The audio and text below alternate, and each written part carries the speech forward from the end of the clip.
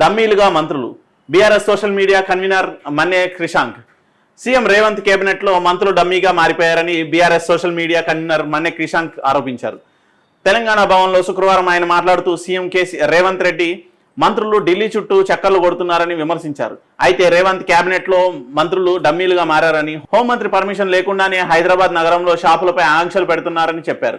ఆబ్కారీ మంత్రి జూపల్లి కృష్ణారావుకు తెలియకుండానే రాష్ట్రంలో సోమ్ డిస్టిలరీ అనుమతి ఇచ్చారని, పొన్నం ప్రభాకర్కు తెలియకుండానే ఆర్టీసీలో ఈ టికెట్ మిషన్ కొనుగోలు చేశారని మంత్రి అంటున్నారని, టెండర్లు లేకుండా కోట్ల రూపాయల కాంట్రాక్టులను ప్రైవేట్ కంపెనీలకు అప్పగిస్తున్నారని, ప్రతిరోజు 30 నుంచి 50 లక్షల టికెట్లు కమిషన్ ఆ కంపెనీకి వెళ్తోందని ఆరోపించారు. సో నిజంగానే డమ్మీలుగా మారిన మంత్రులు. ఇక్కడ సీఎం కూడా డమ్మీగానే మారాడు తెలుస్తుంది. సీఎం డమ్మీగా ఎందుకు మారారంటే ఢిల్లీ నుంచి ఆదేశాలు రావాలి, ఢిల్లీ నుంచే అన్ని జరగాలి. ఎందుకంటే గత ఎంపీ ఎలక్షన్లో ఓవరాల్గా వీళ్ళు చూసుకుంటే పార్టీని బతికించుకోవడానికి, లేదంటే ఎలక్షన్ ఖర్చుల కోసము తెలంగాణ రాష్ట్రాన్ని విపరీతంగా దోపిడీ చేసినట్టు తెలుస్తుంది సెంట్రల్ గవర్నమెంట్. ఎందుకంటే ఈ రాష్ట్రంలో ఉన్న వాళ్ళు ఎవరు అంత అరాచకానికి దిగజారరు.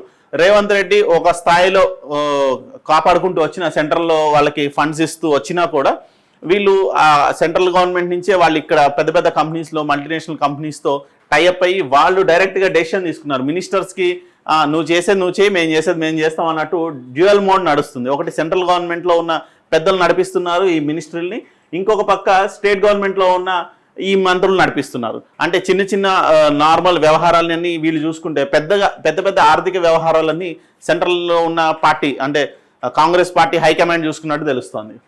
ఒకరు పోతే 10 మందిని తయారు చేస్తాం, పార్టీ కార్యకర్తలకు అధినేత కేసీఆర్ భరోసా.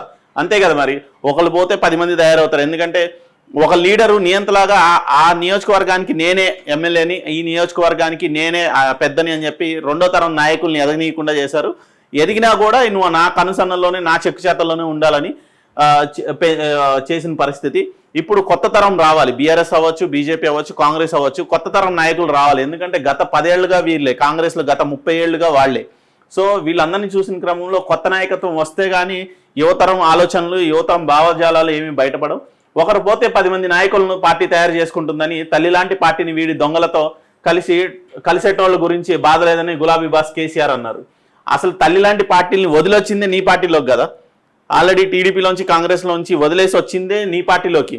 సో వాళ్ళు ఆల్రెడీ ఒక తల్లిని వదిలేసి వచ్చి నువ్వు అద్దె తల్లివి, నీ పార్టీలో ఎందుకుంటారు? ఖచ్చితంగా వాళ్ళు విడిపోయే వస్తారు.